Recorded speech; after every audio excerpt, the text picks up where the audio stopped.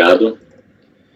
Então, vamos dar início à sessão das 14 horas do dia 14 de julho de 2020, com o item 29 da pauta, processo paradigma, recorrente Orica Brasil, relator conselheiro Gustavo.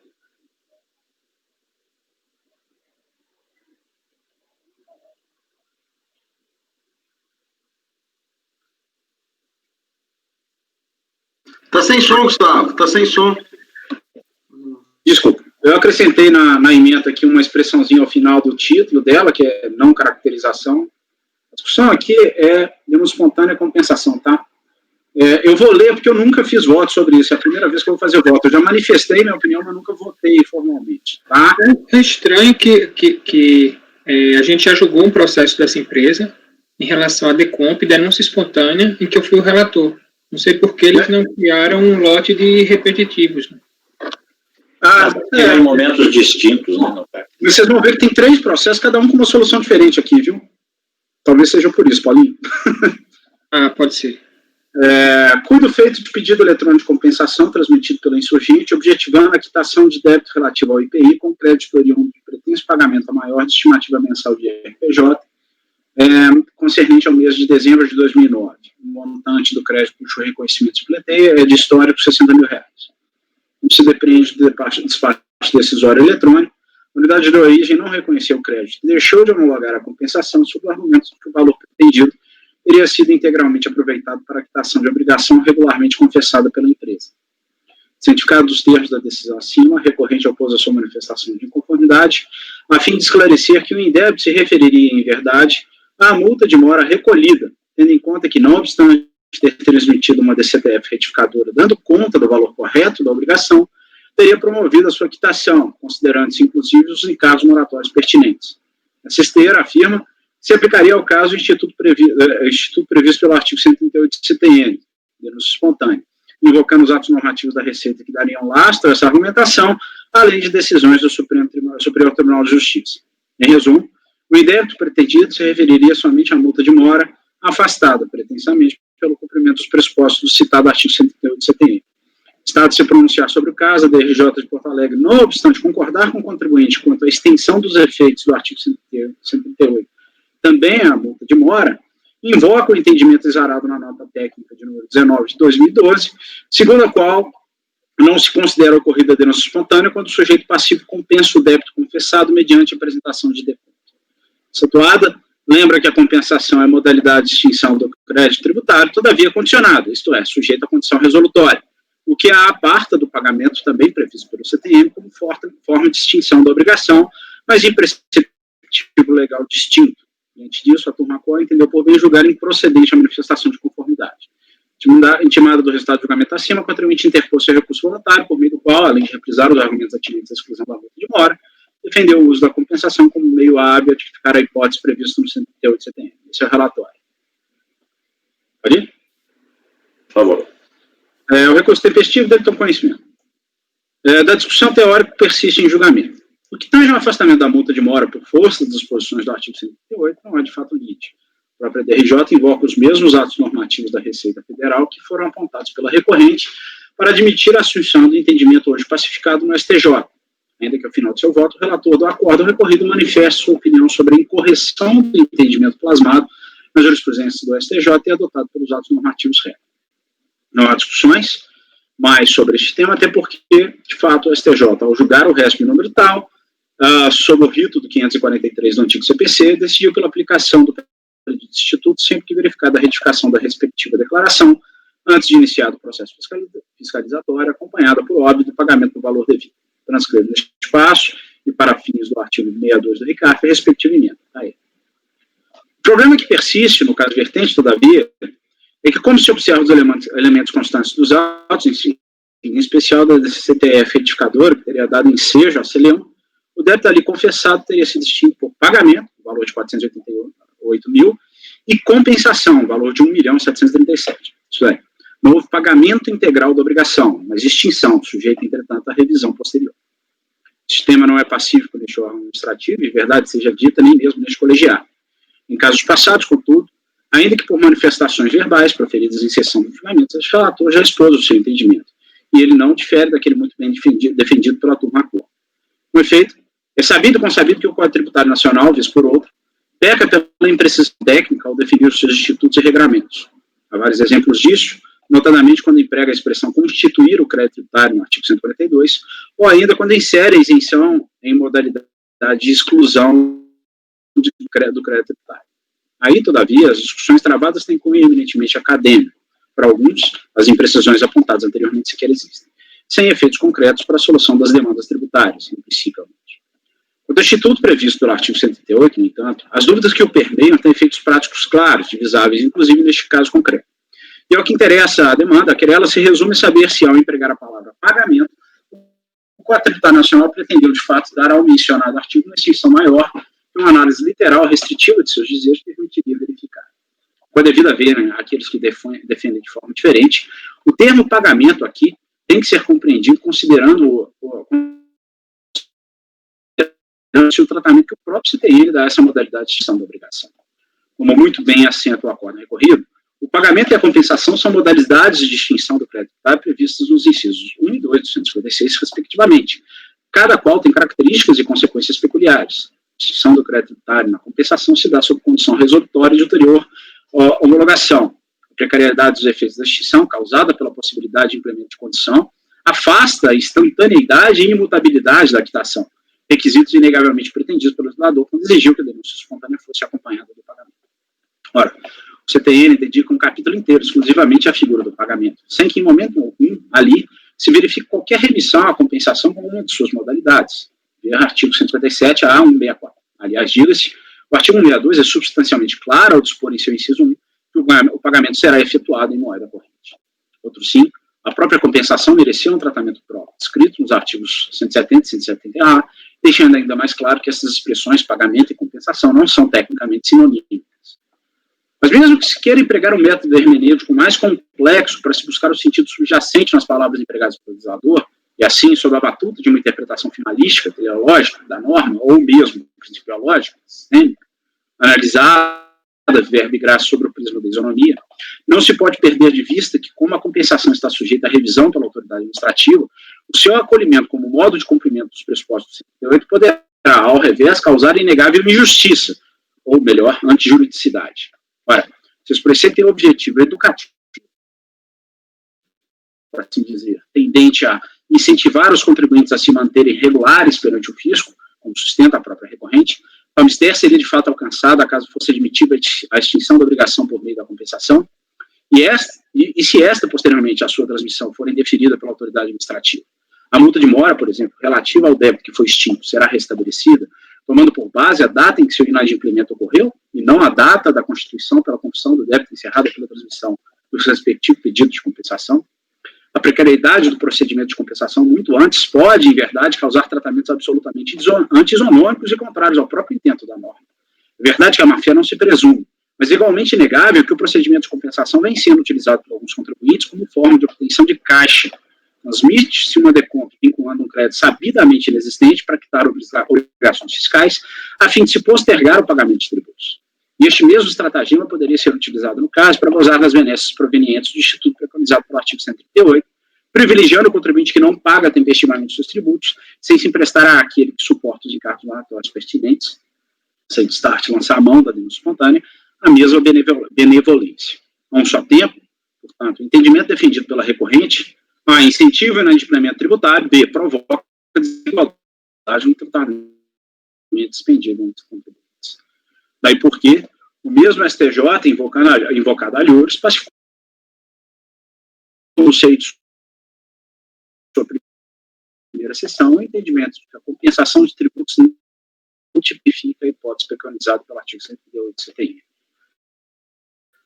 A guisa de mero exemplo, veja a seguinte emenda de julgado recente, cujo acordo foi publicado em 2020. Está aí. Assim sendo, depois renovadas as vênias àqueles que defendem entendimento oposto à hora apresentada.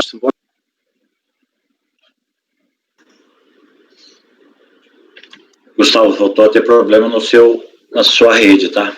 Picou bastante seu voto aí nessa parte final. Caramba. Tá oscilando.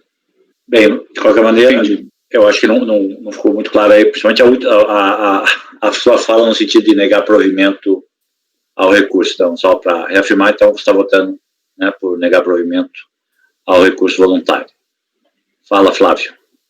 Gustavo, só para que eu já tenho voto em sentido contrário a esse, né? Já tive outros processos semelhantes, mas só para eu não conseguir achar, essa decisão do STJ aqui não é recurso repetitivo, não, né? É só a primeira sessão ainda, né? Só para não descumprir o regimento aqui de votar contra... Não tem repetitivo do STJ. Tá, beleza. Só deixando claro, presidente, já tive voto contrário a isso. A primeira sessão pacificou esse entendimento, só não houve. Sim, mas não é repetitivo, ainda não me vincula. Tá bom. Ok. Podemos ao voto? Paulo? Eu acompanho o relator, né? Inclusive eu estava olhando o outro processo dessa empresa que nós votamos, era justamente a mesma matéria, né? Ok. E como é que eu votei, Paulo? Você foi vencido, você e o Breno, e o Ricardo votou pelas conclusões, né? Que ele se curvou, inclusive ele apresentou a declaração de voto se curvando ao posicionamento do STJ. Ricardo? Paulinho, você podia ter me poupado, eu fiquei um tempão buscando aqui esse entendimento. Ele achou menos 5 minutos. Mas é isso aí, eu vou para as conclusões. Você vai continuar votando pelas conclusões? Sim, porque eu entendo a entender que o conceito de pagamento é diferente do que o Gustavo manifestou aqui. Só que como tem essa decisão do STJ, e o STJ é quem firmou, né, a doutrina da denúncia espontânea a jurisprudência da denúncia espontânea nessa amplitude que ele deu, então eu me curvo à posição do STJ num todo. Ok. Flávio? Bem, presidente, o meu entendimento é de que a interpretação lá do C38, do CTN, a conclusão que a gente deve dar na interpretação é a equiparação dos institutos, tanto da compensação e do pagamento, exatamente por eles produzirem o mesmo efeito. Como não há ainda nenhum tipo de entendimento que vincule a nossa decisão por parte do STJ, o Ricardo colocou bem, até outro dia o STJ entendia ao contrário do que esse julgado aqui que o Gustavo colocou. Então, crendo que o STJ ainda pode mudar de entendimento e não nada que me vincule, eu vou manter minha posição e vou divergir do relator e para dar provimento ao contribuinte. Ok. André? Eu vou acompanhar o relator. Ok. Cláudio? Presidente, eu gostaria de estudar melhor esse assunto. Eu posso pedir vista em mesa e devolvê-lo amanhã? Gostaria. A matéria de direito, né? Então, eu realmente estou muito em dúvida aqui, porque os argumentos apresentados pelo Gustavo, mas são argumentos fortes, mas realmente a compensação extingue o crédito tributário tal qual ocorre com o pagamento. Então, sendo assim, eu vou divergir do relator. Vai acompanhar a divergência? Estou divergindo. Sem prejuízo e, eventualmente, você estudar a matéria e reformular, só porque são matérias, assim, de direito, né? Só para a gente... Próximo... André. Presidente, com relação a essa matéria, eu já cheguei a votar no sentido do relator, mas depois, ao analisar melhor, eu acabei me curvando ao posicionamento de que realmente o termo pagamento do artigo 138, ele está no sentido de regularização. E a compensação, como uma das modalidades de extinção do crédito tributário, estaria dentro. Então, vou acompanhar a divergência no sentido de dar provimento ao recurso. Ok, eu vou acompanhar o relator, já votei assim também. Então, vai ficar por maioria de votos em negar provimento ao recurso. Vencidos os conselheiros Flávio, Cleucio e André. E o conselheiro Ricardo votando pelas conclusões do relator. É isto, né? Esse resultado se replica no item 30, que é um repetitivo de um processo só desse mesmo contribuinte. Temos do mesmo contribuinte, Eurica, o item 31, relator também, conselheiro Gustavo. Só um minuto, Cleus, pus aqui no nosso chat, o André também, se depois tiver curiosidade, mas pus um acordo que eu fui vencido pela turma na época, até o Candal que fez o voto vencedor, mas eu trago as minhas razões ali, o porquê dessa equiparação, só para fins de debate mesmo. O número dele está aí, tá fácil de achar. Qualquer coisa vocês me falam. Vamos lá. Presidente, vocês estão me ouvindo bem? Por enquanto, sim. Presidente, vocês estão me ouvindo bem? Por enquanto, sim. Você Vocês nos estão me ouve? ouvindo bem? Sim. Você não ouve? Não, sim, mas tá ruim demais. Tá uma porcaria.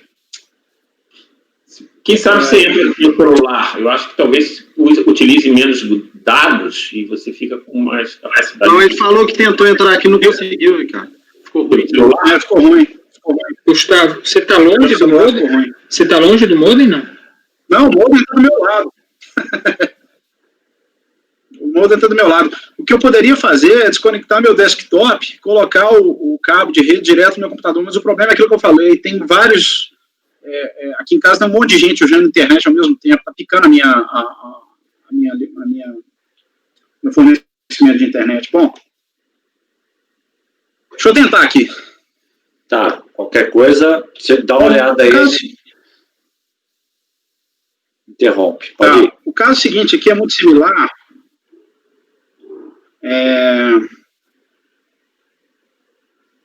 Há uma discussão sobre a denúncia espontânea também.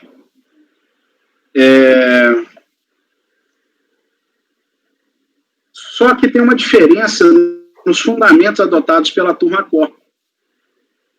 Então, ele também discute o problema da multa isolada, da multa de mora, perdão, pede a aplicação do 138 para afastar a multa de mora, mas a turma Cor, de concordar com ele nesse ponto, ela fala o seguinte: olha, primeiro, haveria um descasamento entre as datas do pagamento realizado e da data da transmissão da DCTF. O pagamento foi anterior à data da transmissão da DCTF. E, no segundo momento, ele diz que a denúncia espontânea não se aplicaria à compensação. Qual que é o problema? O contribuinte, no seu recurso voluntário, ataca o segundo fundamento, ou seja, de que se aplicaria a compensação, mas ignora o primeiro fundamento, que é o descasamento. E esses dois argumentos são autônomos. Ainda que eu acolha o argumento dele,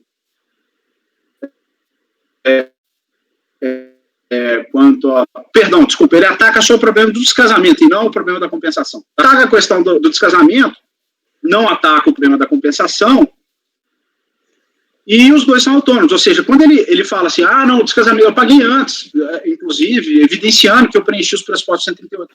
Mas ele ignora um argumento que por si só é suficiente para manter as conclusões do acordo da DRJ. E aí, já apresentando meu voto aqui embaixo, o que eu estou falando é objetivo, olha, ok, ainda que seja possível acolher o seu primeiro argumento quanto ao problema do descasamento das datas, você simplesmente ignora o problema do uso da compensação como meio de tipificação aí da hipótese do pagamento para o fim do 138. E esse argumento per se é suficiente para manter o acordo. Então, ao fim das contas, eu não vejo outra alternativa senão negar provimento. No caso, ele seria mantido pelo mesmo fundamento do anterior, por você, só que, nesse caso, ele não enfrentou. Ele não traz essa discussão. Na verdade, a questão do descasamento, eu até vou enfrentar no outro acórdão, ela desafia um questionamento. Entendeu? Só que ele só ataca ela. E não me devolve a matéria quando é o problema da compensação. E aí, enfim, fica difícil acolher as razões do recurso, porque o fundamento autônomo suficiente para manter as conclusões da acordo não foi atacado. Sim, eu estou te perguntando porque o fundamento para manter é porque vai afetar o entendimento dos outros que estão votando, ainda que indiretamente, né? Essa matéria não está em discussão.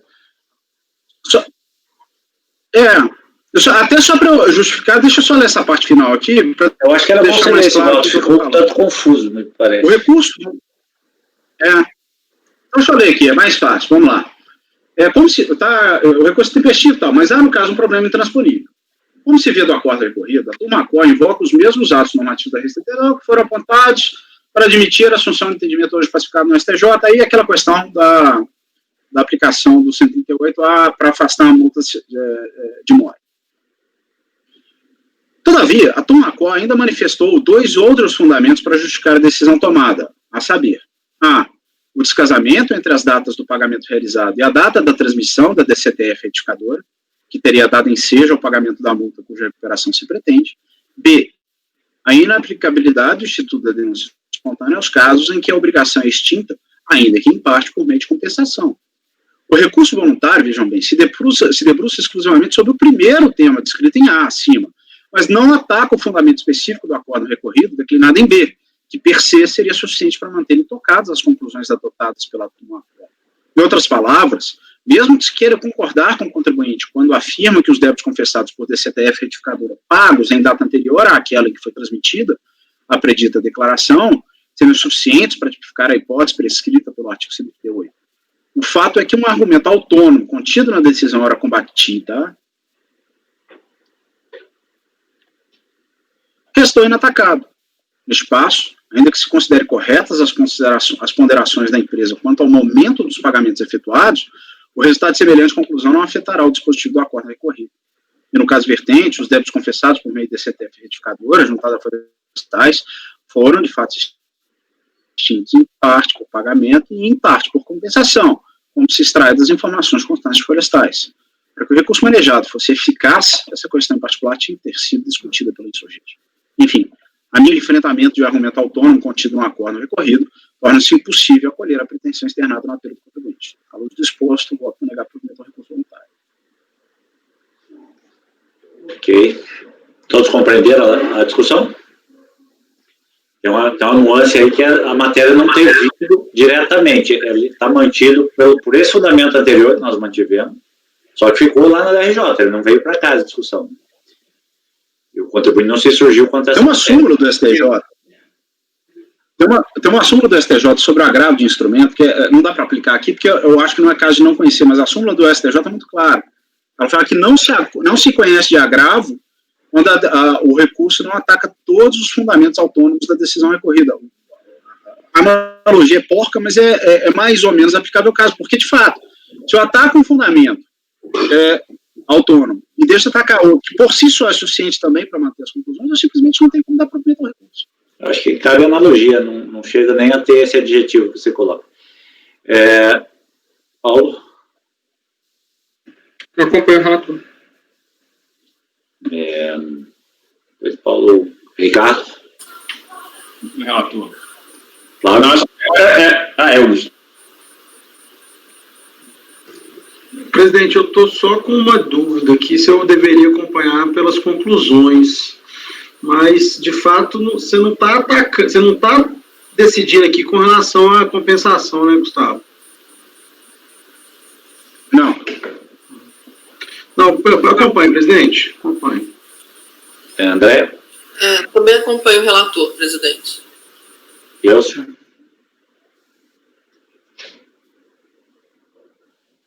Com o relator, presidente. André? Acompanho o relator, presidente. Também acompanho, então, nesse caso, unanimidade de votos, negar provimento ao recurso voluntário. Esse era o item 31. Tem mais um, né, dessa mesma empresa, o 32. Tem mais de um.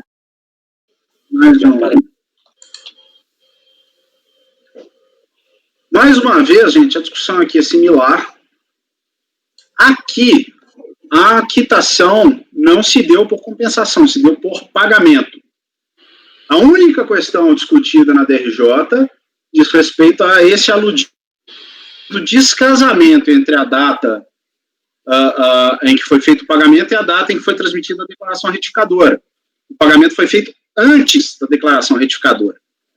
E aí, a DRJ, com base nessa norma da COSIT, ela diz, olha, para que seja configurado o instituto da denúncia espontânea, tem que haver uma simultaneidade entre pagamento e confissão. Tá? Ó, o que está acontecendo aqui? Eu estou propondo uma diligência. E aí eu prefiro ler meu voto, ainda que ele esteja um pouquinho maior, para vocês entenderem o motivo pelo qual eu estou propondo a diligência, tá? Vamos lá. Ok, pode ir. Repetir, tal.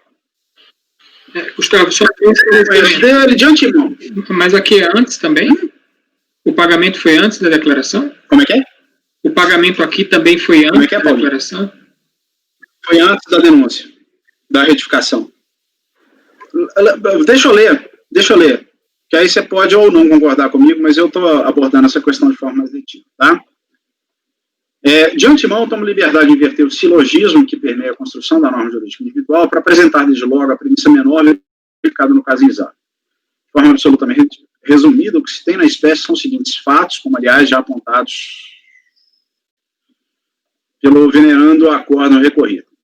Em 29 de 9 de 2012, o contribuinte efetuou o recolhimento de um DARF, de florestais, por meio do qual recolheu a quantia de tanto relativa à estimativa mensal devida no mês de maio de 2009 e composta pelo valor principal do tributo, multa de mora e juros. B.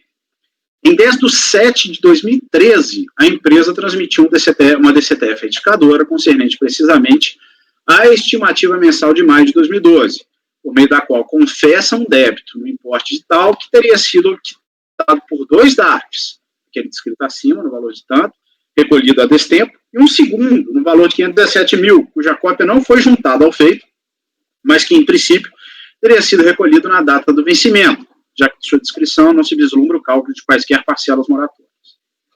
E aí está o que procorre. De fato, o DARF descrito em A acima foi recolhido em setembro de 2012 e, portanto, antes mesmo de qualquer declaração do contribuinte confessasse aquela importância. Sobre isso, e para justificar o indeferimento da pretensão da insurgente, a DRJ invoca entendimento externado na nota COSIT, nota de número 19 de 2012, segundo o qual apenas um pagamento concomitante à confissão da empresa autorizaria a aplicação dos ditames do artigo 138 do CTN, a fim de afastar a incidência da multa de mora. O contribuinte, em seu turno, além de defender a ocorrência da denúncia espontânea no caso desses autos, afirma ainda que a DRJ teria afrontado o princípio da legalidade ao decidir a querela com base exclusivamente em norma infralegal. A predita nota técnica, diga-se, não fala expressamente em dissincronia ou concomitância, como apontado pelo acórdão recorrido.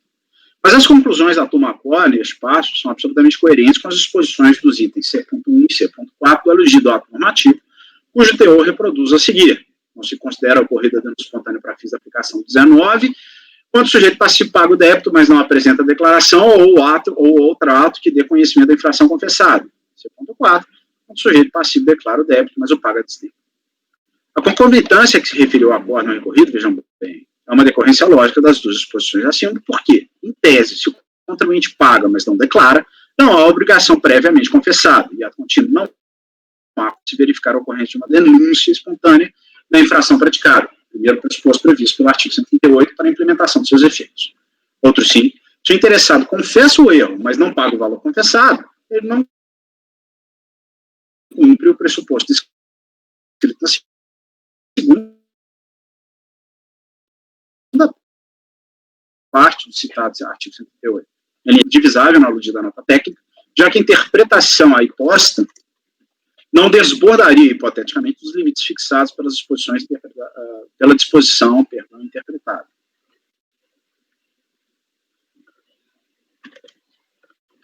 O entendimento adotado pela DRJ estaria em abstrato correto. Mas há uma particularidade que deveria ter sido considerada tanto pela turma qual como pelo próprio insurgente. Vale lembrar que, de acordo com o artigo 5º, parágrafo 1º do Decreto 2.124, o documento que formalizar o cumprimento da obrigação acessória, comunicando a existência de crédito tributário, constituirá a confissão de dívida em instrumento hábil e suficiente para a exigência do referido crédito.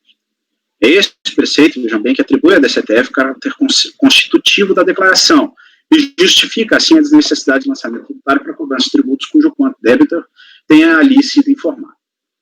Enquanto não auditado, e, portanto, caso não seja objeto de revisão por lançamento de ofício, a predita DCTF torna definitivas as informações nela prestadas. Neste caso, apresentada uma DCTF e quitados os débitos por ela veiculados, qualquer outra pretensão fiscal teria que se dar por meio de auditoria fiscal, já que as obrigações em questão teriam sido objeto de confissão pelo contribuinte. Se, contudo, a empresa efetua um novo pagamento em relação aos débitos previamente confessados, exemplo graça e pagamento em duplicidade, surgiria para o contribuinte um direito subjetivo à repetição, a parte de qualquer providência adicional.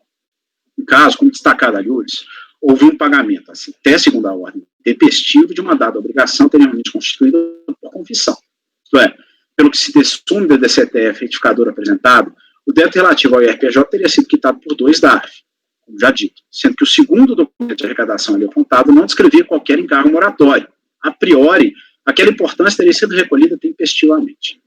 Diante disto, o que se tem potencial e presumidamente na hipótese dos autos é o seguinte: a DCTF original, em DCTF original, o contribuinte informara presumidamente um débito de estimativa mensal no valor de 517 mil e providenciar a sua quitação integral no prazo do vencimento. B.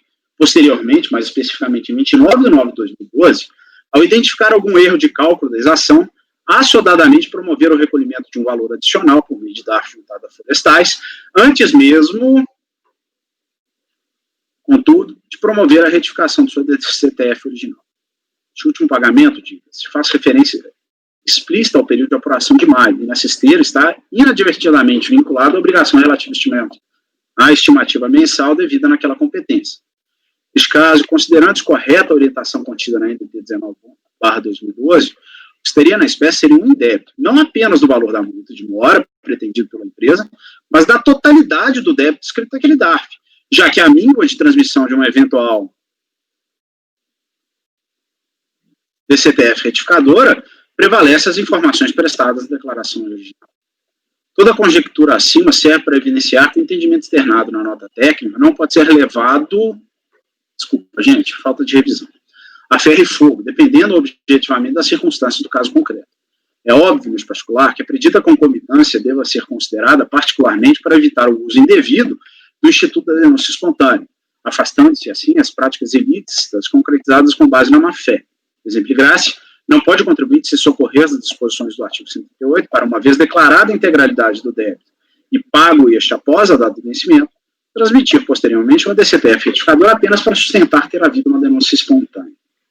Se, todavia, a situação acima não se observa, a rigidez formal proposta pela predita INT poderia, a um só tempo, encerrar situações esdrúxulas, como reconhecimento de um indébito muito maior que o pretendido originariamente pelo contribuinte, o que hipoteticamente poderia ocorrer no caso vertente, e, no outro giro, desrespeitar a própria finalidade dos preceitos do artigo 138, que, como pontuado pelo insurgente, busca incentivar o pagamento espontâneo das obrigações que tenham, porventura, sido equivocadamente calculadas pelos contribuintes, oportunizando, pois, a sua retificação.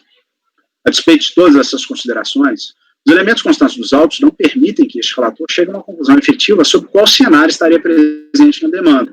Isso é, se estaríamos, de fato, diante de um problema de índole meramente formal, causado pelo citado assodamento do contribuinte que apurou o erro e efetuou o pagamento antes de noticiá-lo ao fisco, ou de outro turno, se verificaria na espécie o aludido uso indevido do Instituto da Denúncia Espontânea. Para se chegar a uma conclusão definitiva e justa sobre a celeuma, seria necessário verificar as informações contidas na DCTF original, transmitida pela empresa, e de outra sorte confirmar o pagamento tempestivo do DARF mencionado na DCTF retificadora e descrito acima, DARF que veicularam um valor de R$517 mil.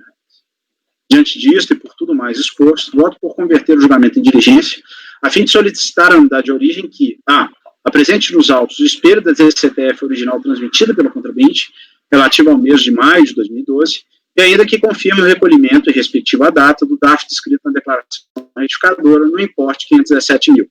B. Caso não seja possível localizar os objetivos dos documentos, seja intimado o próprio recorrente para apresentar os elementos mencionados no quesito anterior. Ao fim, e na hipótese do cumprimento das diligências na forma do quesito A, pede-se que seja o contribuinte intimado para se manifestar no prazo de 30 dias sobre os documentos coletados, devolvendo-se em seguida os autos a este colegiado para análise e julgamento, dispensando-se essa providência caso a própria empresa apresente os elementos consoantes consignados no item B acima. Ok. Paulo? Gustavo, confesso que eu não estou entendendo nada desse seu raciocínio aí. Vamos lá. O correto, inclusive, é isso que o parecer lá COSIT fala, o contribuinte paga, digamos que ele declarou a menor, ele paga a diferença e aí ou concomitantemente faz a declaração ou posteriormente faz uma retificadora e aumenta o valor do débito para coincidir com aquele valor que ele pagou. Então, assim, a premissa realmente é que ele vai pagar ou antes ou até o momento da apresentação da DCTF, da confissão. Mas não foi isso que a DRJ entendeu. Porque o que ele fez aqui foi isso que você falou. É isso que está no parecer. Pois é, mas foi a DRJ o que ela disse. Olha, Tinha que ser tudo na mesma data. Você fez a DRJ, a DCTF original e pagou um valor. Depois você pagou um outro valor, só que você não fez a retificadora nessa data, você fez muito tempo depois. Certo, beleza, tudo bem. Isso aí estaria cobertado pelo parecer. Tá? É nota, na verdade, não é uma nota COSIT. É uma nota COSIT. Mas, e aí o que eu não entendi foi que aí você fala naquela coisa na verdade, se ele não declarou, se ele não fez a retificadora, o que haveria seria um indébito. Porque assim, o que a nota fala é, se o contribuinte fez uma DCTF, ou seja, confessou o débito a menor e pagou esse valor confessado, e depois ele faz um pagamento e não faz a confissão complementar, então digamos que a fiscalização chegue lá para investigá-lo, ele não pode alegar que está sob denúncia espontânea, porque ele não tinha confessado o débito. Tá? Então, para ele estar protegido pela denúncia espontânea, ele tem que, ou concomitante, ou posteriormente ao pagamento, mas antes da autuação do fisco, né, confessar essa parte complementar do débito. Paulo, deixa eu tentar ajudar aqui o Gustavo. Eu entendi o seguinte, é isso mesmo. O problema é que o contribuinte levou quase um ano, ou mais de um ano, não sei, no ano seguinte para fazer a declaração. A dúvida que ele tem é que não tem a original nos autos. Aí, o que ele está... Eu penso que o Gustavo, no caso, daria provimento. Eu daria provimento se a sequência fosse essa. O que ele não sabe é quanto que o contribuinte confessou de fato na primeira. Então, ele não sabe se esse segundo pagamento é uma diferença nova não confessada ou de repente, ele só replicou a mesma declaração para simular uma denúncia espontânea um ano depois. Os indícios são de que é um complemento de pagamento, como diz, sem que ele tivesse tomado a providência de confessar a diferença. Ele pagou 500, depois pagou mais 400. Os 500, supostamente, são confessados originalmente, mas não tem nos autos. Então, acho que a providência que o Gustavo está sugerindo é nesse sentido. Não sei se eu compreendi bem, Gustavo. É isso? Perfeito, presidente. Esse argumento que eu falo que ele teria direito à repetição integral é só para refutar o argumento da própria DRJ. Se a DRJ vira e fala assim, não, tem que ser concomitante, você teria que declarar e pagar na mesma data. Bom, se eu pago e vou declarar lá na frente, você não reconhece essa retificadora como suficiente para caracterizar essa confissão, então esse meu pagamento é relativo à primeira DCTF. Ele fica sobrando. Eu tenho um débito integral para recuperar. Meio que você defende que o procedimento correto seria ele declarar para depois pagar. É isso? Não, acho que não. Não é que eu estou defendendo isso. O que eu estou te falando é que a nota COSIT tem que ser interpretada caso a caso. Não sei, porque a norma diz que se ele confessar e não pagar, se ele fizer o pagamento posterior, isso não é denúncia espontânea. Sim.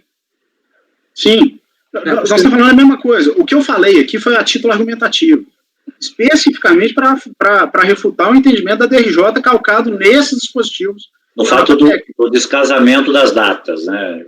O descasamento, assim, eu confesso e pago daqui a 4 meses, é o que está na nota técnica.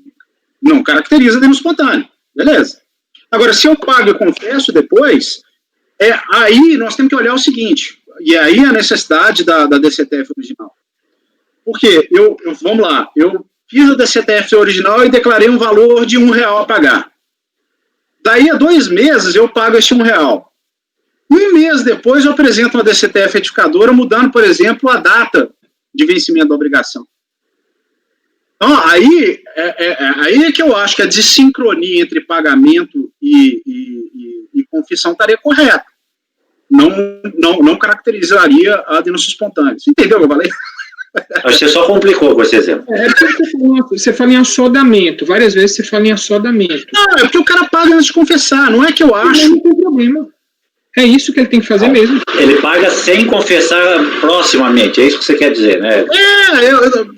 Não é que... Cá entre nós, se você for pegar o 138, ele fala que você tem que fazer a confissão, fazer a denúncia espontânea acompanhada do pagamento. A lógica estrita do 138 é isso, confissão e pagamento. Não é pagamento e confissão. Se você faz o pagamento, você não confessou nada ainda. Mas isso é um excesso de formalismo que eu critico. Eu falo, não pode ser assim. Mas você tem que analisar o caso concreto. Né? Se o cara declara R$1, paga daí um mês R$1, e depois daí outro mês apresenta a retificadora, ele não fez denúncia espontânea. Eu tenho a impressão que aqui, o normal, o lógico, seria ele pagar e na mesma data, ou próximo dela, já retificar. Ou retificar e na mesma data pagar. Se fizer isso no mesmo dia, num débito não confessado, ele estaria em denúncia espontânea. No caso, o que causa o problema ela levou um ano para complementar. Mas como o Paulo bem apontou, o simples fato de ele declarar antes de qualquer providência do fisco acabou aperfeiçoando essa denúncia espontânea. Ele fez um pagamento e confessou antes de qualquer providência do fisco. Sim. O problema do Gustavo é que ele não sabe quanto que o cara confessou. Eu não sei nem se aquele primeiro DARF foi pago. Porque eu não tenho essa informação nos autos. Tá, mas aí se você tivesse pelo menos a parte confessada, você poderia até... Sim. Até porque isso não foi objeto de questionamento. Aquele primeiro DARF está descrito no DCTF como pago, na data de vencimento. Eu só não tenho a cópia do DARF aqui. Mas, Gustavo, se a primeira DCTF chegar aos autos, a DRF não pode entender diferente? Não, porque aqui é diligência. Ela vai mas caso chegasse, ela não poderia entender diferente? Entender que houve denúncia espontânea? Talvez não. Ela pode entender tortamente como a DRJ entendeu.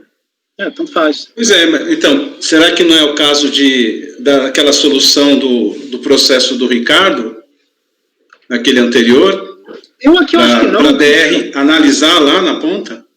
Eu acho que não, particularmente, primeiro, porque eu não preciso de uma análise deles, eu preciso de elementos. Eu não estou pedindo para ela fazer análise. Eu estou pedindo exclusivamente para ela me apresentar a DCTF e o DARF, acabou. Eu não quero que ela faça um relatório circunstancial. Perdão. Segundo, porque no meu voto, a despeito de não deixar claro, talvez tenha ficado confuso nesse ponto, eu não estou efetivamente criticando a posição da DRJ. Em tese criticando. O que eu quero saber a depender da informação constada da CTF original, houve confissão de dívida. Eu não tenho essa informação, e a DRJ não tinha essa informação para cravar essa conclusão. Então, e mais, a unidade de origem, ela não se debruça sobre esse questionamento. A unidade de origem, realmente, ela parte de outro pressuposto totalmente diferente. Essa discussão é trazida na DRJ. Então, acho que eu tenho que dirimir aqui, porque senão a gente vai bater lá na unidade, ela pode repetir o mesmo problema. O problema foi na DRJ, então. Sim. Eu acho que é uma premissa errada da DRJ. Eu discordo só de você, que para mim essa premissa não é do parecer, mas eu acho que nem o parecer não diz isso. Ele não diz. Eu não acho que há necessidade de vinculação de data, de concomitância, não existe a figura. O que tem que ser é anterior a qualquer procedimento fiscal e que o débito não seja anteriormente confessado, né? Então tem que haver um pagamento e uma declaração nova do débito complementar antes de qualquer providência do fisco. O problema é que você não tem todos os elementos. Talvez eu tenha sido infeliz aqui em cima, porque quando eu falo desse problema da concomitância, eu falo justamente para evitar do contribuinte declarar um débito, não pagar daí a 6 meses e depois apresentar uma nova retificadora. Isso, eu entendi. O Ricardo quer se manifestar, fala, Ricardo. Não, é só para avisar o Cléucio, né, que sim, muito provavelmente se eu tivesse analisado esse caso, eu daria aquela minha solução, porque a unidade de origem fez aquele batimento eletrônico tão somente. Mas, como você vê, a discussão aqui, às vezes envolve outras variáveis, enfim. Podemos ir ao voto, Paulo? Eu entendi aí o que ele quer esclarecer, eu vou acompanhar o relator. Ricardo. Acompanhe o relator. Flávio. Com o relator, presidente. André. Com o relator, presidente. Cláudio. Com o relator, diante do que foi esclarecido. André. Acompanho o relator, presidente. Me acompanha, então, por unanimidade de votos, converter o julgamento em diligência. É interessante que esse aqui é um repetitivo, né? Tudo bem. Será que é o... Isso aqui é dentro de uma decomp? É crédito de decomp? É crédito de decomp. Tá. Vamos que vamos. Vai se refletir um repetitivo de resolução, seja o que Deus quiser. A gente já teve casos, mas era... Mas eu acho que os outros, presidente, são pedacinhos desse mesmo crédito. Provavelmente. Deixa eu só anotar o resultado aqui. Então, ficou por unanimidade, converter o julgamento em diligência, e tem 32, que vai se refletir nos seguintes, né? São vários. 33 e 34. 33 e 34.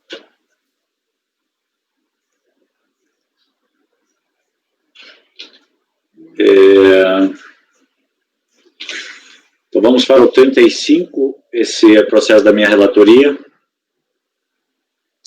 Deixa eu abrir aqui o voto.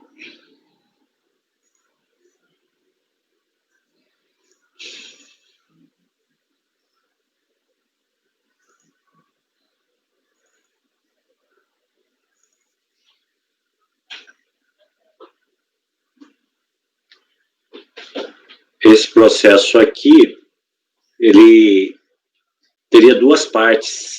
Tem uma parte de um lançamento pelo Simples e uma parte pelo regime já normal, não sei se era presumido.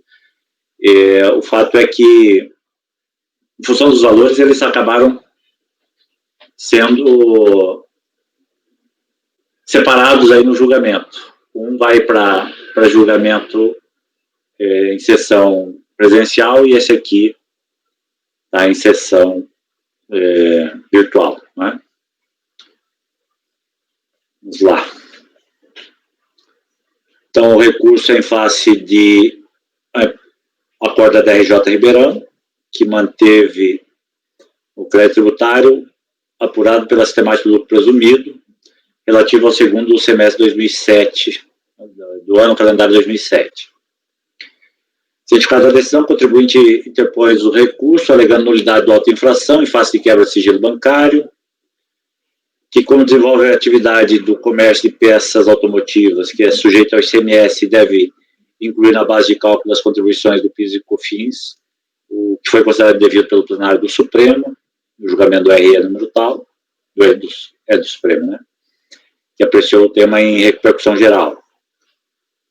Que, tendo em vista a referida decisão, em sede de repercussão geral, se mantida a autuação, requer que seja determinada a exclusão do ICMS da base do PIS e da COFINS, que é ilegal a incidência de juros sobre a multa. Tá? Vamos ao voto. O recurso é tempestivo, atende os pressupostos. Não obstante, verifica-se que a recorrente inova em seu recurso quanto a matérias não citadas na impugnação concernente ao pedido subsidiário de dedutibilidade do ICMS da base de cálculo do PIS e da COFINS e a ilegalidade da incidência de juros sobre a multa de ofício. Considerando o disposto no artigo 17, decreto 70235, trata-se de alegações preclusas e assim não podem ser conhecidas. Eu não estou conhecendo dessas duas alegações aí. Essa questão da dedutibilidade, pelo fato de ter surgido com a decisão do STF, isso não faria que pudesse ser conhecido? Eu faço uma observação, presidente, com um voto meu, porque eu fui buscar a data da decisão para saber se haveria ou não preclusão. Seria prudente dar uma olhada nesse sentido. Em relação a data do recurso? Do acórdão e do recurso. Vamos lá. O acórdão do STF foi publicado na data X e o acórdão do STJ foi depois disso. Ou seja, na época lá da impugnação, ele não tinha como trazer esse argumento. Esse argumento. Não, mas a inconstitucionalidade já era possível de ser questionada. Ou a não incidência da base. Mas não poderia ser reconhecida. Agora, com repercussão geral, presidente, ela poderia ser conhecida. Mas não transitou, né, Gustavo?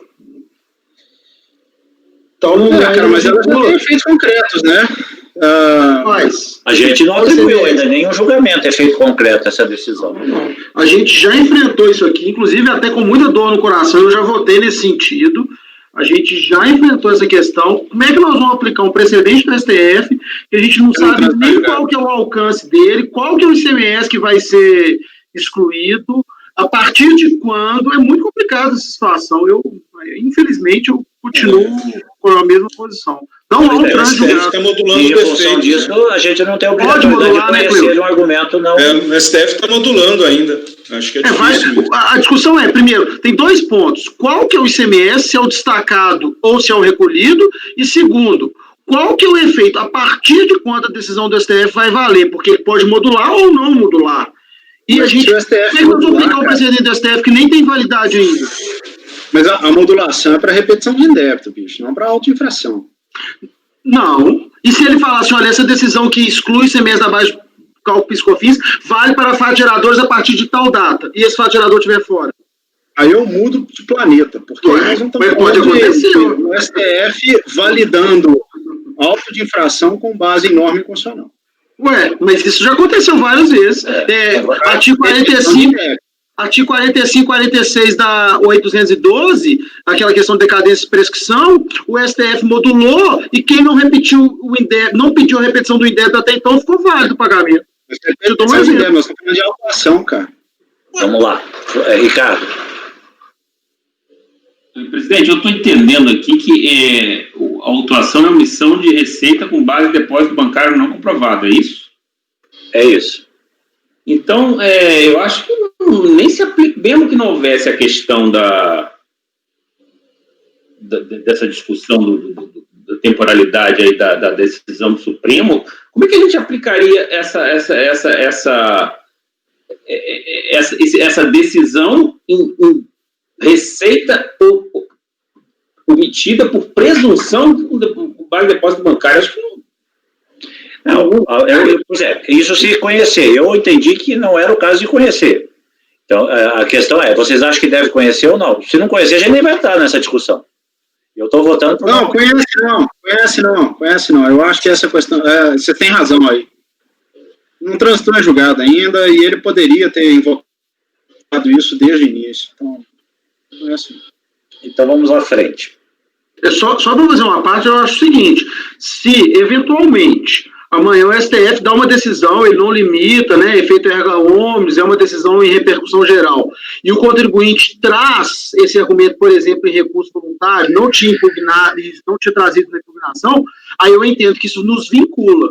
Mas enquanto não houver uma decisão definitiva do STF sobre isso, a gente não tem como receber uma discussão dessa nesse momento. Eu posso até fazer essa ponderação aqui, um parágrafo antes, Flávio, vou anotar aqui para ressaltar esse ponto, tá? Até para desonerar a questão de que não estivesse observando o regimento.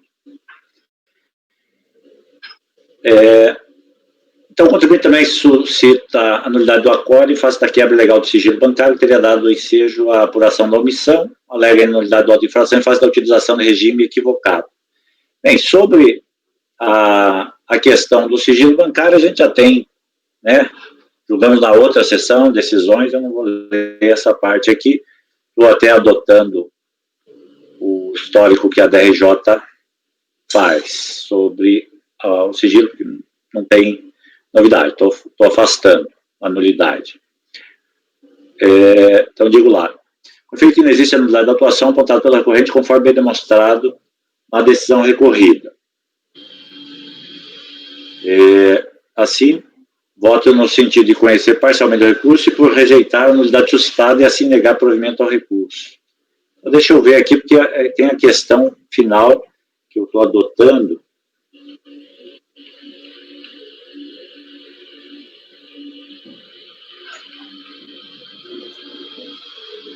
Vou voltar aqui um pouquinho.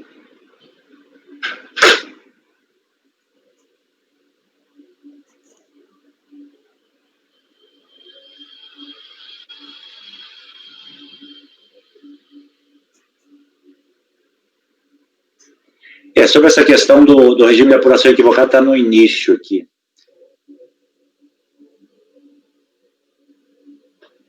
Denota-se que os lançamentos, no acordo da RJ ainda aqui, não obstante, denota-se dos autos que os lançamentos abrangidos por este auto de infração enquanto fundamentados na escrituração contábil da autuada, que os documentos fiscais que evidenciaram o pagamento das comissões sobre vendas, documentos esses presentes foram apresentados pelo próprio sujeito passivo, decorrência das estimações realizadas no curso da ação fiscal. Quando anexados cópia do razão, nas quais constam escriturados os valores das comissões pagas, o faturamento mensal da empresa, assim como a movimentação das contas caixa e banco. Depende-se do exposto que o presente lançamento fiscal não encontra fundamentado em valores obtidos por meio de extratos bancários. Dessa forma, os argumentos apresentados, ser da nulidade da auto-infração, em decorrência da utilização de documentos obtidos de maneira ilegal, não são aplicáveis. E depois ele traz essa argumentação da validade da norma.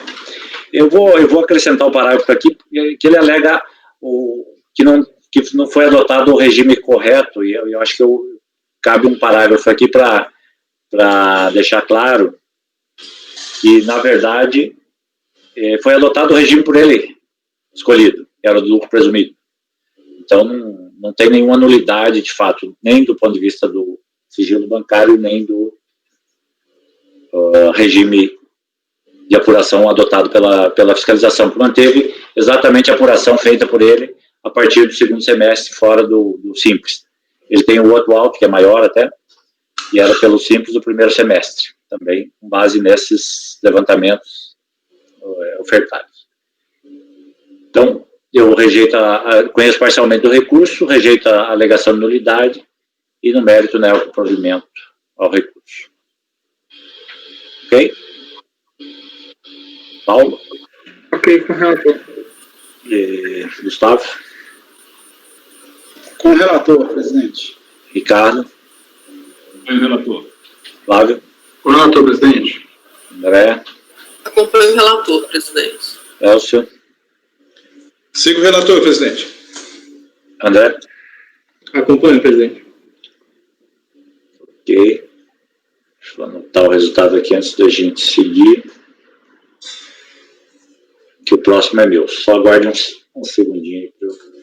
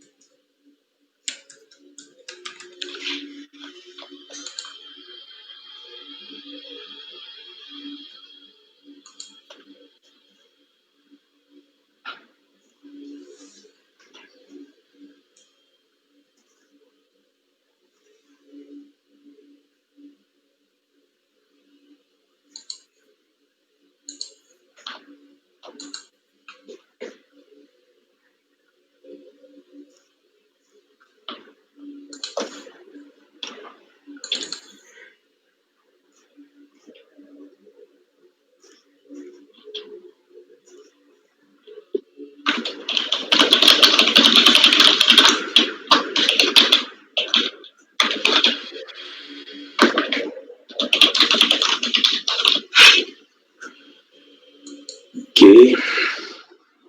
Vamos ao próximo item.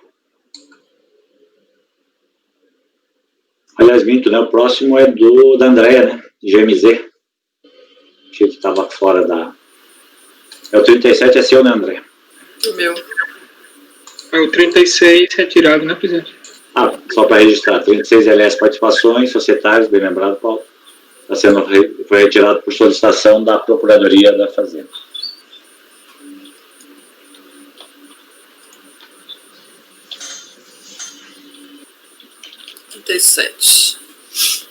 Eu vou tentar relatar aqui, se ficar complicado, aí eu peço a ajuda de vocês. Eu não li nenhum hoje, de repente dá. Ok? Ok, pode seguir. Trata-se de recurso voluntário interposto contra o acórdão da DRJ, Rio de Janeiro, que decidiu pela improcedência da impugnação, mantendo integralmente a autuação fiscal.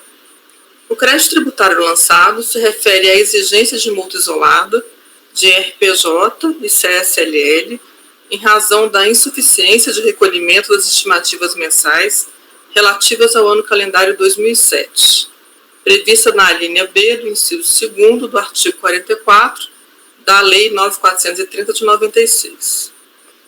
De acordo com o termo de verificação fiscal, as estimativas mensais informadas na DIPJ não foram declaradas na DCTF, nem foi comprovado que tivessem sido pagas, conforme trecho reproduzido a seguir. Aí eu reproduzo esse texto e reproduzo os valores apurados. Na impugnação, a contribuinte alega que os valores das estimativas mensais declarados na DIPJ teriam sido compensados com as retenções na fonte, mas que, por equívoco, as retenções não teriam sido registradas nas fichas da DIPJ relativas à apuração mensal, mas consideradas em sua totalidade na apuração anual do IRPJ e da CSLL. Aí eu reproduzo. Apresento demonstrativo reproduzido a seguir, tentando demonstrar qual que é o valor da retenção da fonte. O acórdão da DRJ analisou as razões da contribuinte e julgou improcedente a impugnação, por entender que a inconsistência dos valores retidos declarados, aliada à falta dos balancetes mensais para demonstrar os valores que compuseram as estimativas de do imposto de renda e da CSLL, juntamente com a opção de dedução da totalidade dos valores retidos apenas na apuração efetuada ao final do exercício de 2008, demonstraram ser correto o lançamento da multa de 50% sobre o valor das estimativas mensais de RPJ e da CSLL, não recolhidas ao longo do ano calendário de 2007, efetuada através do auto de infração em NUT. Aí eu reproduzo a ementa da decisão. Só ler os títulos principais aqui, ó. Retenção na fonte, contribuição social retida na fonte, antecipação, dedução, valores retidos, comprovação, oferecimento da tributação, estimativa de imposto de renda da CSLL, balanço ou balancete de suspensão, multa isolada, estimativa não paga. Cientificado dessa decisão, o sujeito passivo apresentou o recurso voluntário com suas razões de defesa, que a autuada apurou o imposto de renda a pagar em todos os meses em que houve lucro real, apresenta demonstrativos, que na DIPJ 2008, na ficha 54, foram informados os valores do imposto de renda retido na fonte e da retenção da CSLL, referentes às receitas de prestação de serviços a pessoas jurídicas, totalizando retenções de RPJ no valor de cerca de 1.400.000 e de CSLL no montante de 322 mil.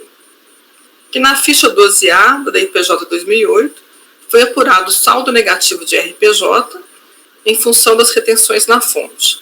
Da mesma forma que na ficha 17 da DIPJ demonstrou-se que foi apurado saldo negativo de CSLL no montante digital.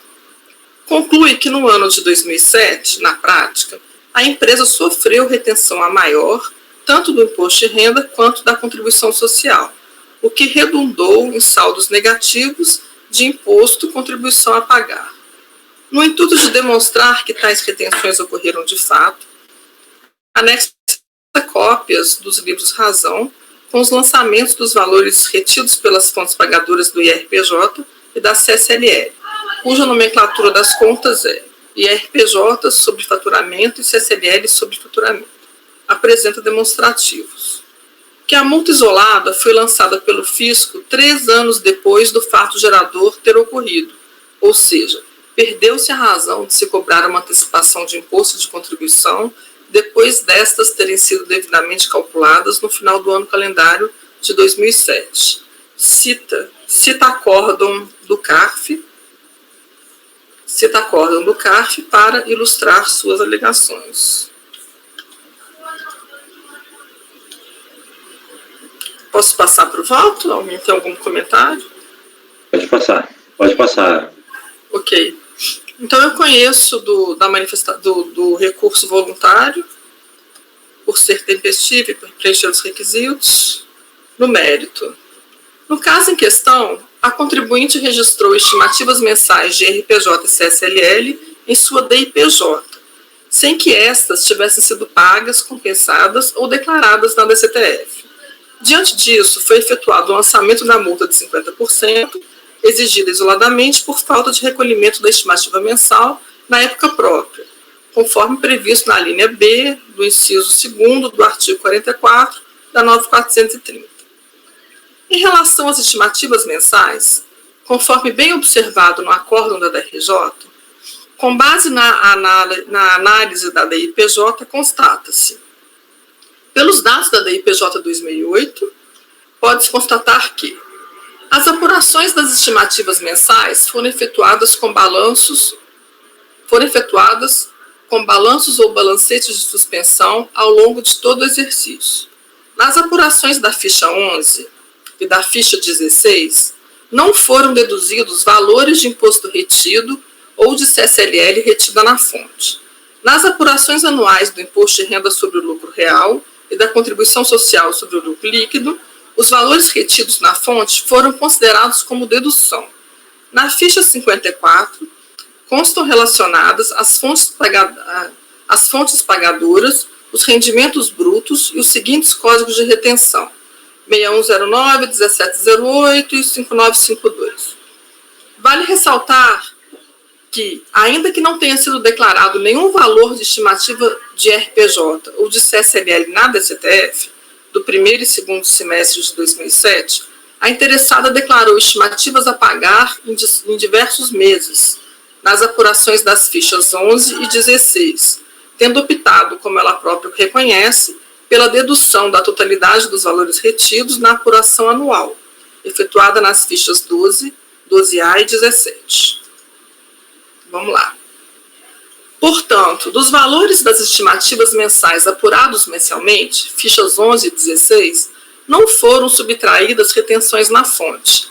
Estas foram utilizadas integralmente para deduzir o IRPJ e a CSLL na apuração anual. Neste ponto, deve ser destacado que as informações prestadas à Receita Federal por meio de declarações ou demonstrativos previstos na legislação, como o DCTF, DIPJ, DACOM, PERDECOM, situam-se na esfera de responsabilidade do próprio contribuinte, a quem cabe demonstrar, mediante adequada instrução probatória, os fatos eventualmente favoráveis às suas pretensões, consoante a disciplina instituída pelo artigo 16, inciso 3º do PAF. Em sua defesa, no recurso voluntário, a contribuinte repete as alegações trazidas na impugnação e analisadas no acórdão da DRJ, enfatizando que a referida multa não se aplicaria, tendo em vista que as retenções na fonte de RPJ e CSLL teriam superado o valor devido apurado no final do ano calendário. Quanto às retenções na fonte, a DRJ verificou divergências entre os valores declarados em DIRF e na DIPJ. Muito embora a interessada não tenha juntado ao processo os comprovantes das retenções fornecidos pelas fontes pagadoras, consulta ao sistema DIRF permite que se compare os dados das declarações entregues à Receita Federal pelas mencionadas fontes pagadoras com aquelas registradas na DIPJ. Através dessa comparação, pode-se verificar que algumas fontes pagadoras não declararam a interessada como beneficiária nas DIRF apresentadas, enquanto outras apresentam divergência de valor, ora menor, ora maior. Também há fontes que não foram relacionadas pela interessada na ficha 54 de sua DIPJ. Destaca-se também, conforme ressaltado no acórdão da DRJ, que não foi possível verificar se as receitas correspondentes às retenções declaradas foram efetivamente oferecidas à tributação, de modo que pudessem ser utilizadas para deduzir o imposto de renda e a CSLL apurados no período. No intuito de demonstrar que tais retenções ocorreram de fato e reforçar o argumento de que não teria sido apurado imposto de renda e contribuição social a pagar no período, mas saldo negativo, e que as receitas tinham sido oferecidas à tributação, anexa cópias do livro Razão, com os lançamentos dos valores retidos pelas fontes pagadoras do imposto de renda e da CSLL, cuja nomenclatura das contas é imposto de renda, tal. Os documentos apresentados pela interessada por si só não são hábeis para comprovar as razões apresentadas pela contribuinte em seu recurso. De acordo com o parágrafo 2º do artigo 943 do RIR 99, vigente à época dos fatos, o comprovante anual de retenção do imposto de renda fornecido pela fonte pagadora é o documento hábil para comprovar a correta dedução do imposto retido durante o ano calendário. No entanto, levando-se em conta que a contribuinte não pode ser prejudicada por eventual descumprimento de obrigação acessória por terceiros, nesse cenário, a possível não emissão dos comprovantes de rendimentos pelas fontes pagadoras, o beneficiário pode comprovar a retenção na fonte do imposto de renda por intermédio de um conjunto de documentos que demonstrem a origem e o valor da operação do imposto retido e do recebimento pelo prestador do serviço de montante tal que configure a retenção do imposto por parte da fonte pagadora. Esse entendimento foi pacificado pela súmula 143 do CAR. Deve ser considerado, contudo, que para o interessado constituir prova a seu favor, não basta carregar aos autos cópias de seus livros e elementos por ele mesmo elaborados, como ocorrido no presente caso. A interessada deverá ratificar estes documentos por outros meios probatórios, cuja produção não decorra exclusivamente do seu próprio ato de vontade, como, por exemplo, extratos bancários, comprovando o pagamento pelo valor líquido, ou informação da fonte pagadora ratificando a retenção. Nesse caso, o ônus da prova recai sobre a contribuinte interessada. Adicionalmente, os registros apresentados também não são hábeis a comprovar que as receitas correspondentes foram efetivamente oferecidas à tributação, condição imprescindível para que os valores retidos na fonte sejam utilizados para deduzir o imposto de renda e a contribuição social devidos. Portanto, não ficou comprovado que os valores de estimativas mensais de RPJ e CSLL, declarados nas fichas 11 e 16 da DIPJ, foram pagos ou compensados com retenções na fonte. A contribuinte defende ainda que não seria possível lançar a multa isolada por falta ou insuficiência de recolhimento dessas estimativas em anos posteriores. A matéria alegada pela interessada é objeto da súmula CARF número 82, transcrita a seguir. No entanto, tal súmula aplica-se ao caso de exigências de estimativas não recolhidas após o encerramento do ano calendário, matéria diversa da tratada nos presentes autos. Portanto, no caso em análise, ficou demonstrado o cabimento da aplicação da multa isolada de 50% e, uma vez não comprovada nos autos as razões apresentadas pela interessada em seu recurso, deve ser mantido o acórdão da RJ. É isso. Bom, a relatora está ligando provimento ao recurso. Algum questionamento? Vamos escolher os votos.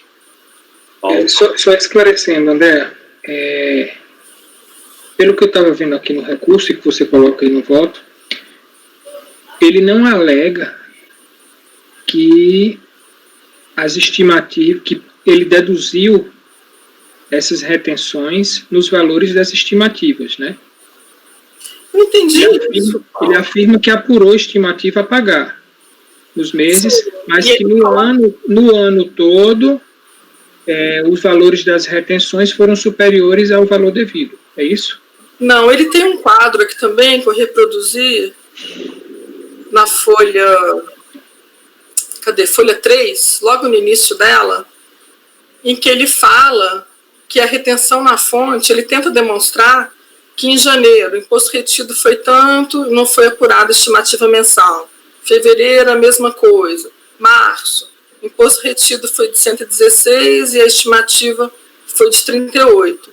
Então, ele tenta demonstrar, por meio desse quadro, que essas estimativas elas teriam sido quitadas com as retenções na fonte.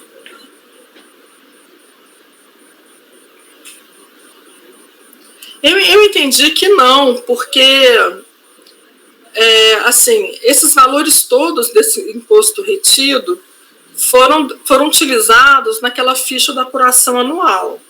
E a DRJ fez a análise e ela falou, olha, não é possível, eu também entendi isso, não é possível verificar se foi oferecida a tributação, não é possível, e mesmo assim, os valores que ela declarou no PERDECOMP e na DIPJ, não, no PERDECOMP, na DIPJ, na hora que ela verificou, a DRJ verificou no sistema DIRF, ela não colocou essas informações.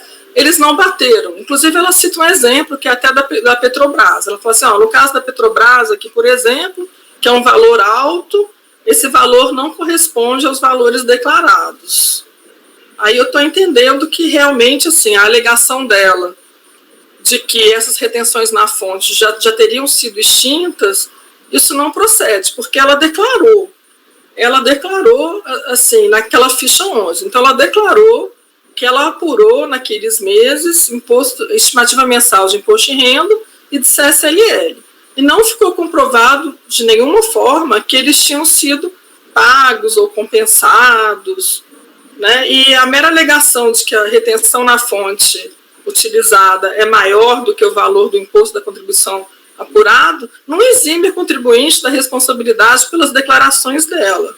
Se ela errou no preenchimento, ela deveria ter demonstrado isso. Não apurei, alguma coisa. Eu não vi nos autos nada que levasse a essa conclusão.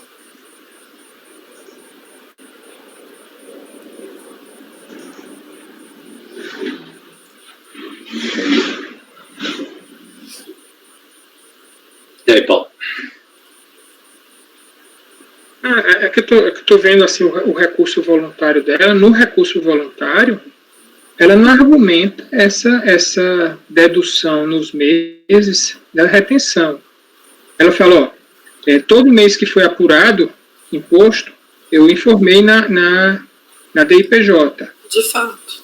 O que existe é só que, considerando o ano inteiro, o total das retenções é superior ao valor devido na ficha 54, ou na ficha... na ficha do IRPJ anual. 12 e 16. De fato, talvez eu tenha me prendido aqui nessa tabela que ela apresentou na manifestação, né?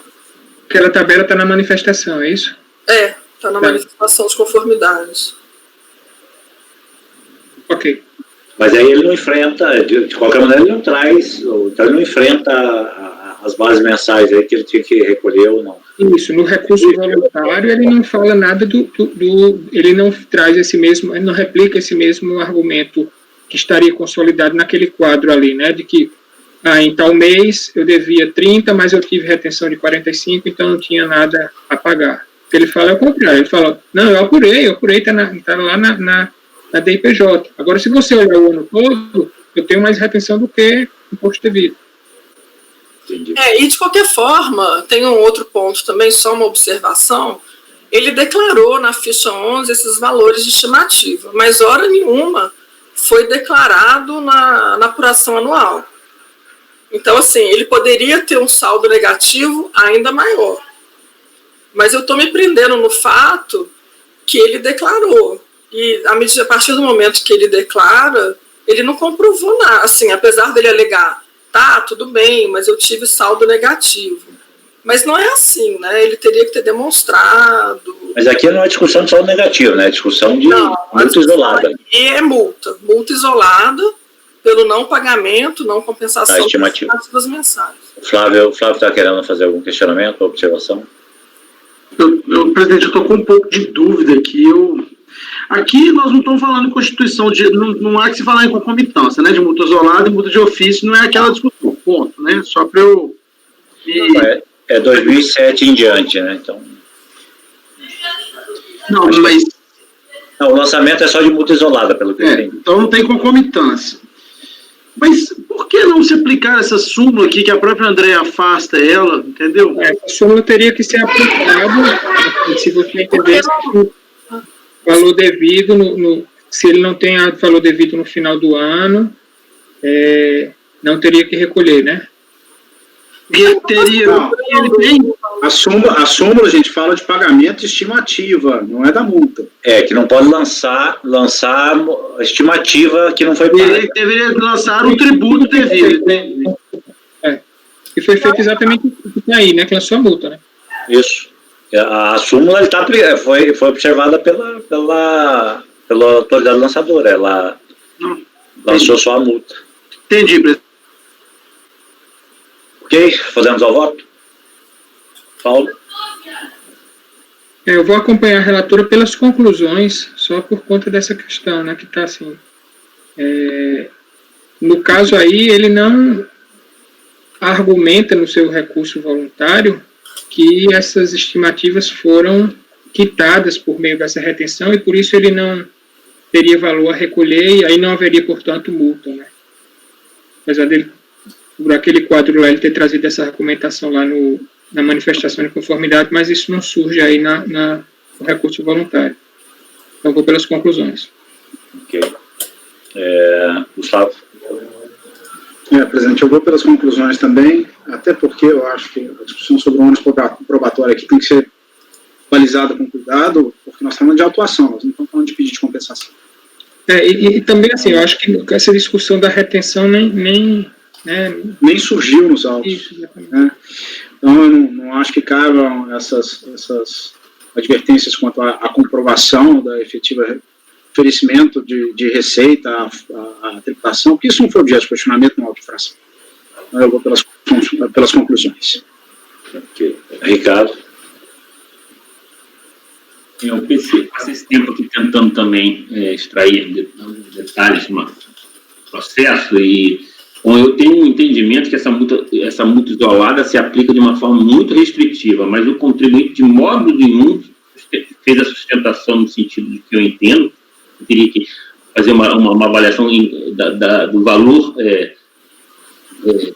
dos valores das estimativas em comparação com o valor da do imposto devido, né, IRPJ com CCL, ao final da apuração. Eu vejo que é mínimo o valor, né, inclusive para ambos os anos. E tem essa questão dessa fonte aí que surge depois na discussão. Então, eu também vou acompanhar pelas conclusões e entendo que o contribuinte vacilou bem aqui na forma de fazer suas alegações com a Flávio?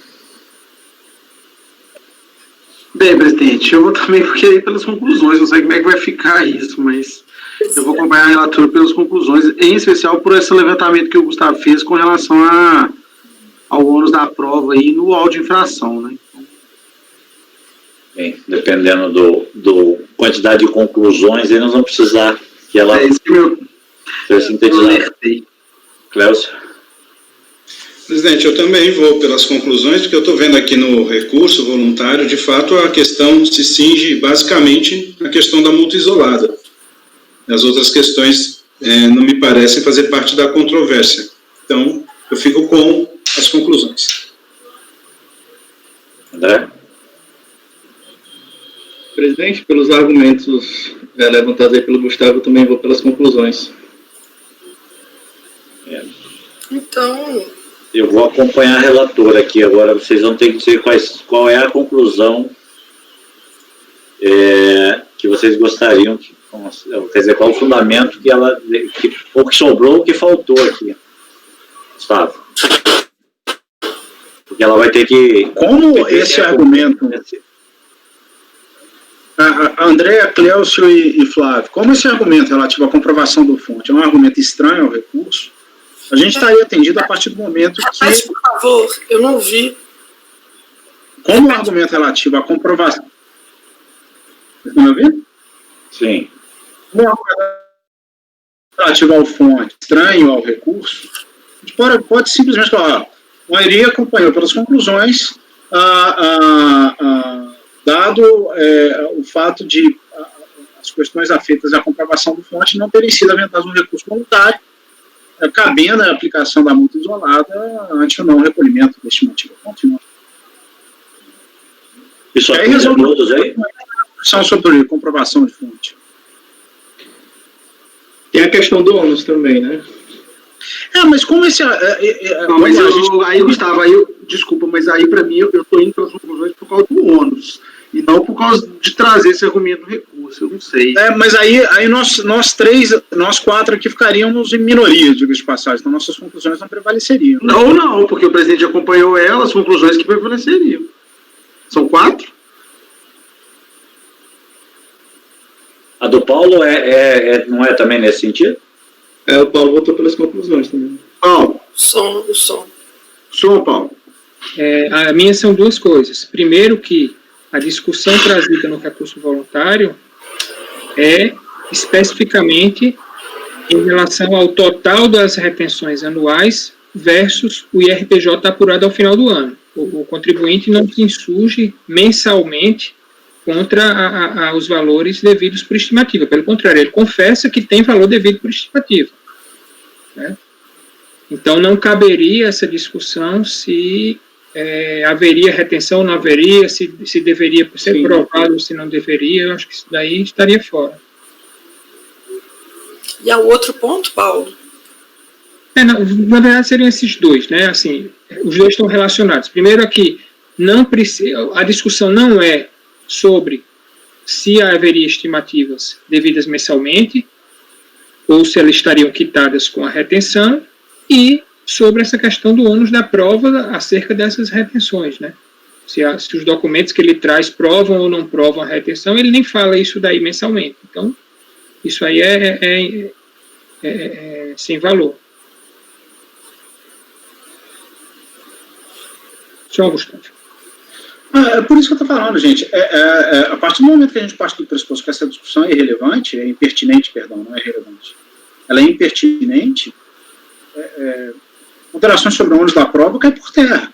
Então vamos achar o ponto central, o fundamento central da negar provimento.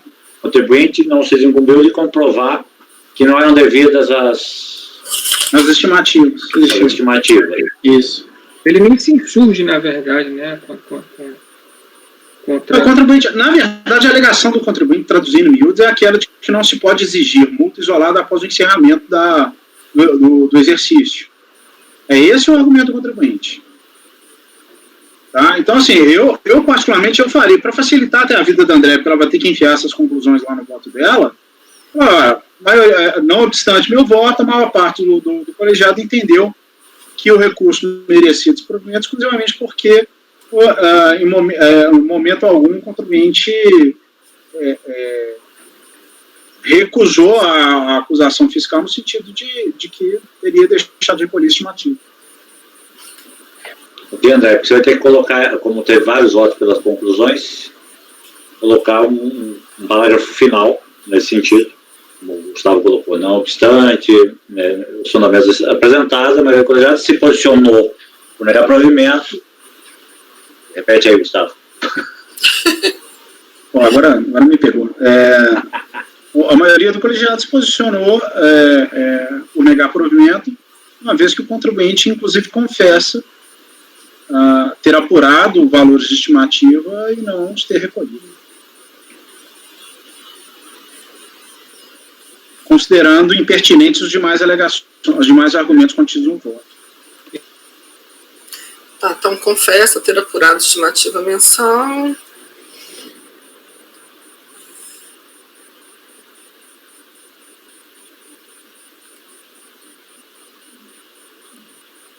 Ok, eu vou fazer o seguinte, eu vou redigir, aí eu passo de repente para o Paulo e para você, Gustavo, vocês dão uma olhada assim. André, só deixar claro que a turma considerou esse fato e considerou impertinente os demais argumentos, que aí fica, eu acredito, aí os meninos podem se pronunciar se quiserem, mas eu acho que fica tranquilo que nós não estamos acolhendo os argumentos contra o problema do ônus. Perfeito. Tá? Ok. Deixa eu anotar aqui o resultado. Pelas conclusões de Paulo. São nós dois que não. Paulo, Flávio.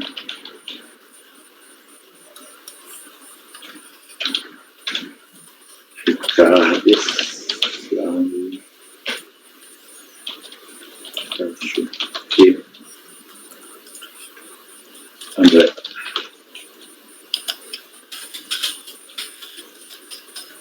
Beleza.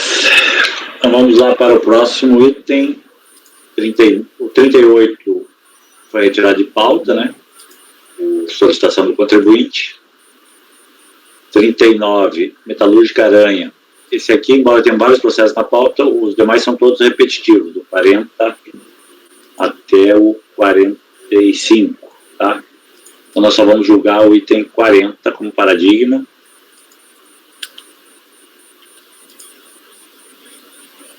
Eu sou relator deste processo. É o 39, né, não? Não. 39, correto. É isso aí. O 39 é o paradigma, correto. Então aqui o recurso foi interposto em face do acordo da RJ Porto Alegre, que rejeitou a impugnação apresentada contra a multa por atraso na DCTF, apresentada após ato declaratório de exclusão do Simples Nacional com efeitos retroativos ao mês seguinte, que foi verificada a situação excludente. Aqui tem uma repetição, aqui, situação excludente do regime, conforme a emenda. Segundo o acordo recorrido, sua impugnação, o contribuinte alegou, em síntese, que foi excluída do Simples de 25 de nove de 2014 pela Receita do Rio Grande do Sul, por intermédio do termo número tal, tendo sido determinado que os efeitos da exclusão iniciariam em 1º de 11 de 2013. Defende que entregou suas declarações a partir da comunicação de sua exclusão, entendendo estar dentro do prazo legal. Protesta pela impossibilidade do efeito retroativo das normas tributárias, alegando ofensa ao artigo 5º da Constituição e pede a exclusão da multa. Cientificado do acordo recorrido, recorrente interpôs o recurso voluntário, no qual reitera as razões da impugnação. No voto. O recurso é tempestivo, deve ser conhecido. A recorrente alega que o ordenamento jurídico brasileiro consagra de forma irrestrita o princípio da retroatividade das normas, citando o artigo 5º, inciso 15, e o artigo 150, não, 15 não, aqui, né, 40, né? 150, inciso 3, a linha A da Constituição, e o artigo 104 do CTN, do que decorre que somente há legitimidade na norma tributária se o contribuinte conhece de antemão a sua obrigação e todos os elementos de mensuração. Cito aqui a argumentação deles, trazendo no recurso, e depois analiso. Como se extrai da própria narrativa do recorrente, não se está diante de aplicação da retroatividade da lei no tempo, mas sim da aplicação da lei já vigente à época dos fatos apurados, cujos efeitos, por expressa determinação legal, retroagem a data da situação ensejadora da situação sujeita a novo regramento, da qual deflui novas consequências.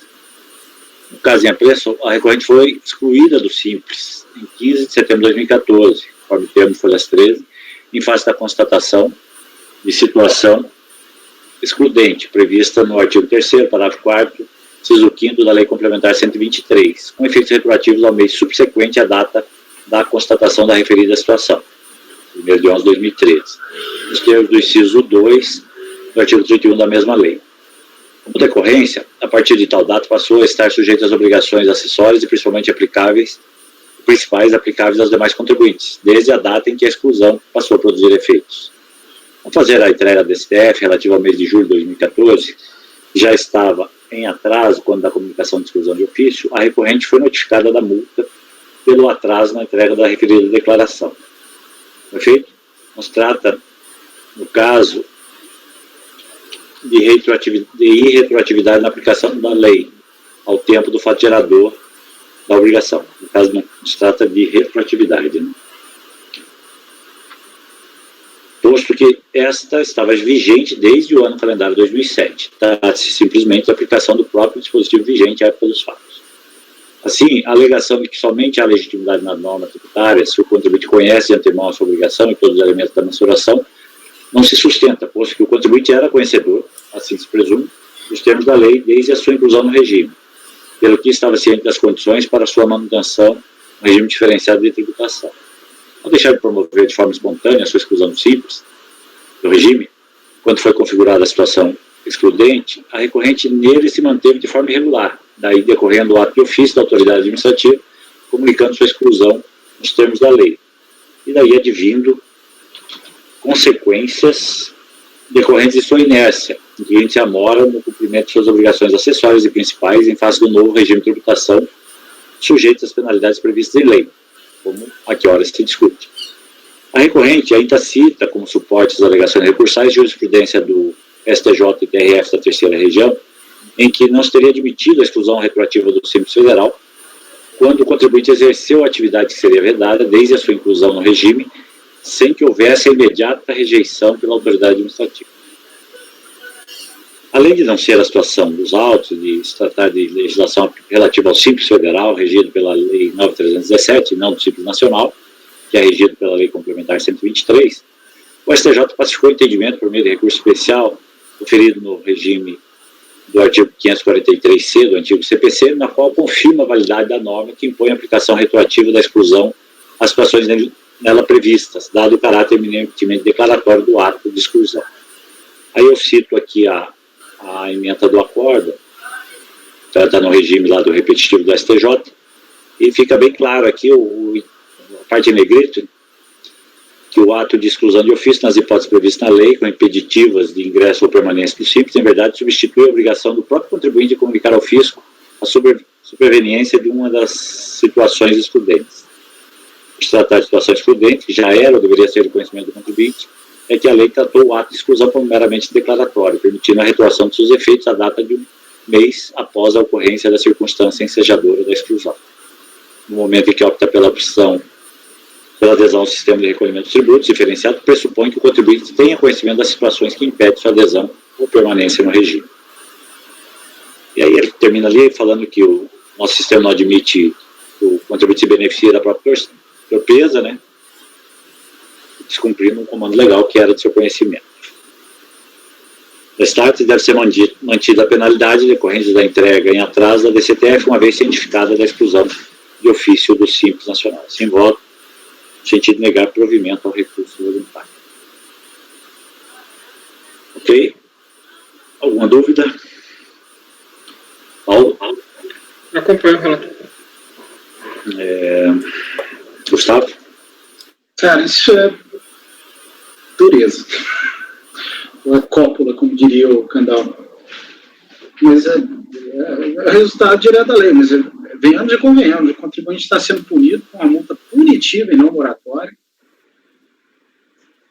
em decorrência de um fato sobre o qual ele não tinha conhecimento. Ele tem conhecimento que ele está errado, mas ele não tinha conhecimento que a obrigação acessória dele estava vencendo nessa ou naquela data.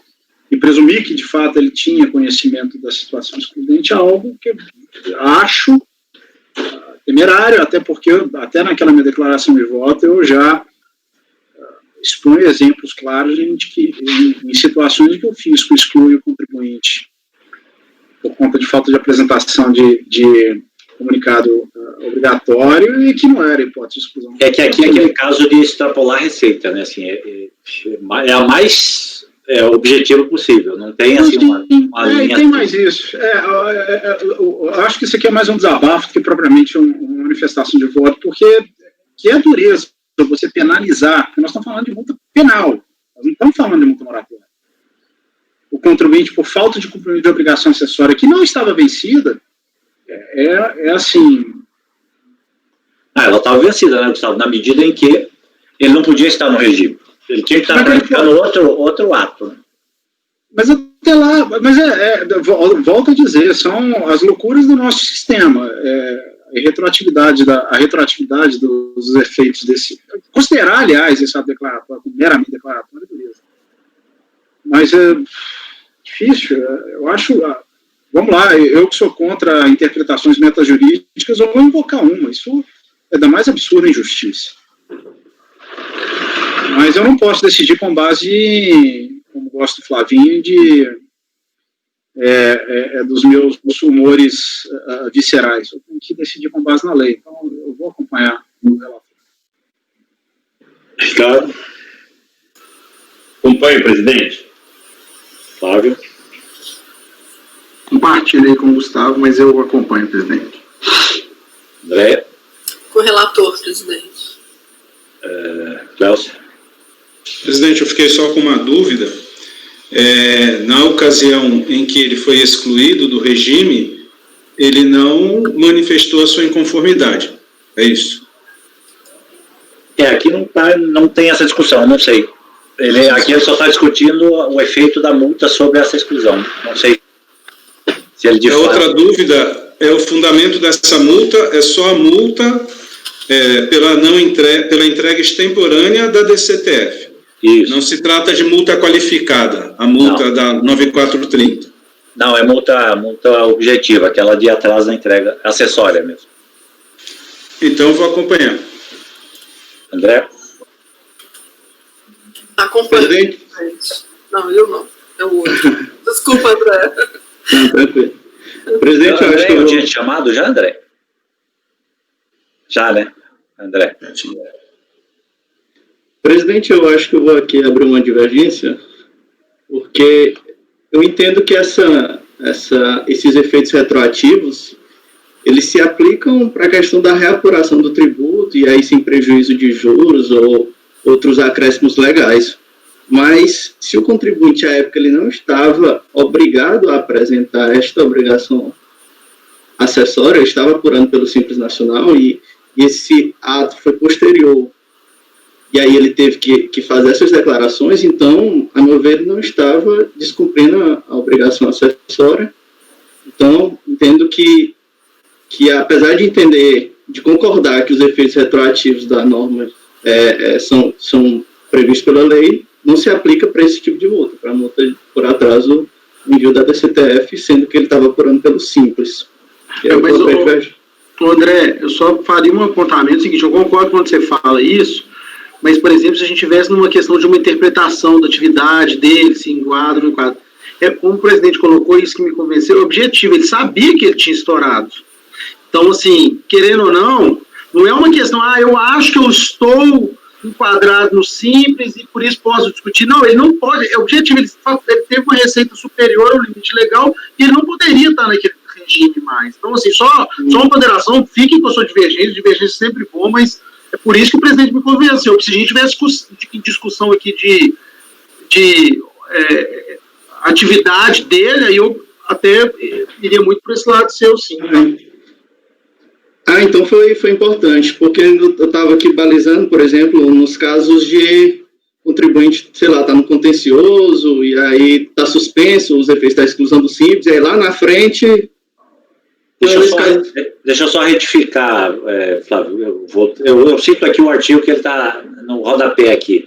Eu olhei que eu citei o valor da receita, mas o objetivo é sócio ou titular seja administrador ou equiparado de outra pessoa jurídica com fins lucrativo, desde que a receita bruta ultrapasse o limite global. Então, é juntando a receita dele com a de outra pessoa jurídica.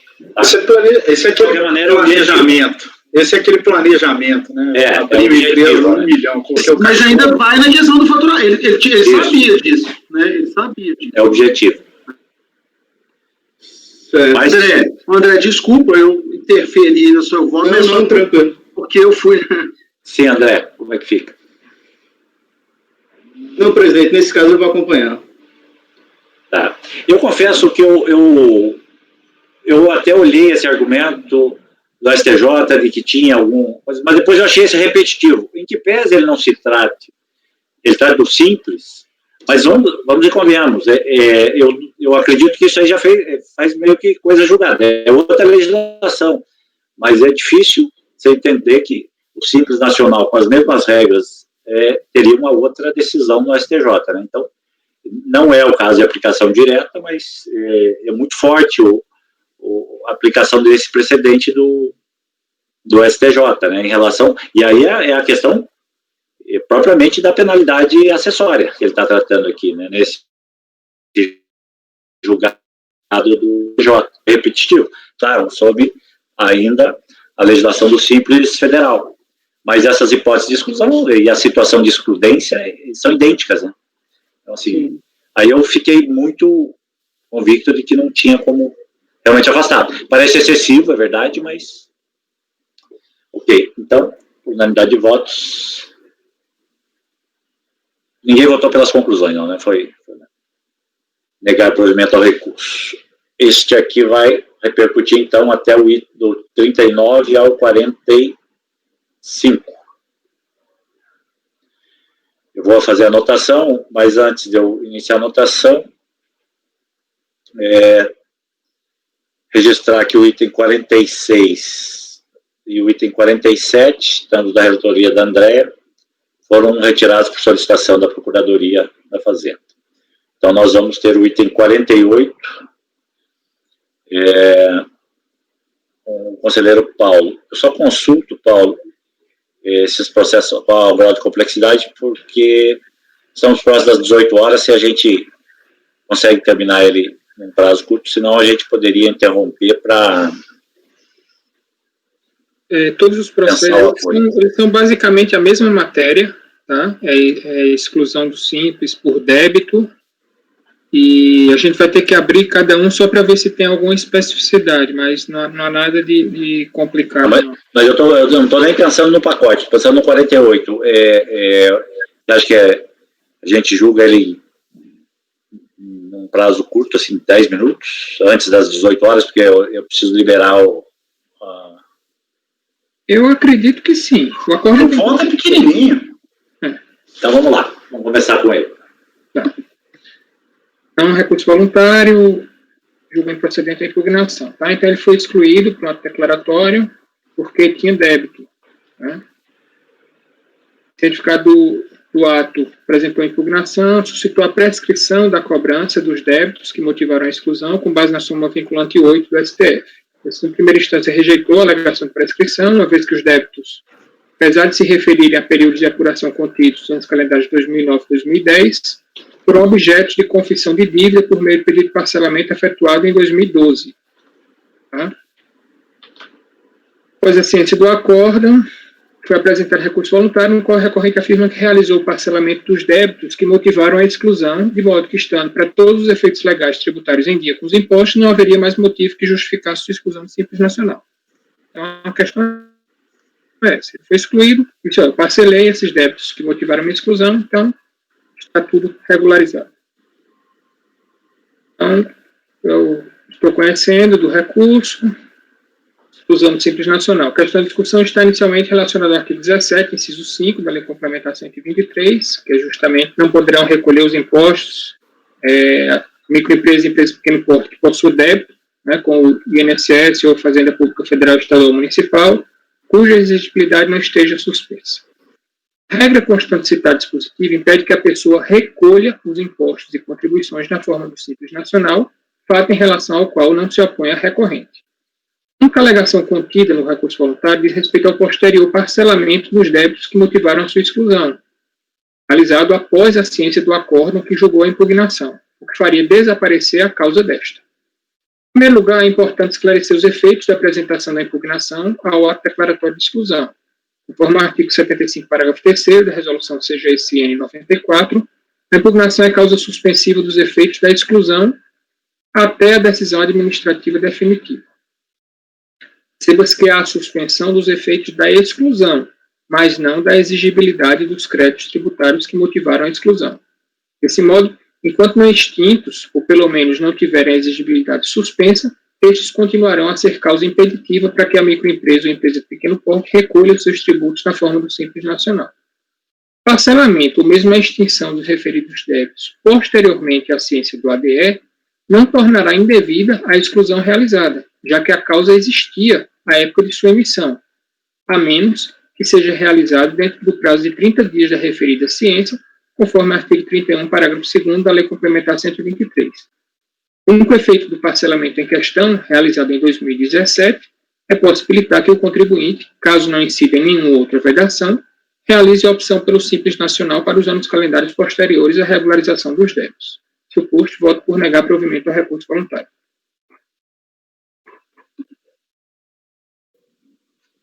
O contribuinte regularizou depois do prazo legal. Isso. Então, o relator nega provimento. Gustavo? Com o relator. Ricardo? Flávio? Com o relator. André? Com o relator. Lélcio? Também com o relator, presidente. André? Acompanho o relator, presidente. Então, por unanimidade, negado provimento.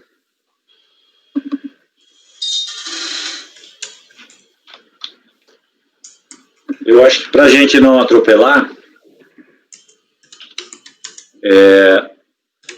a gente faz a interrupçãozinha e retorna para concluir os votos do Paulo. São poucos processos para poder liberar nosso pessoal de apoio. Então, você, por favor, pode interromper a gravação,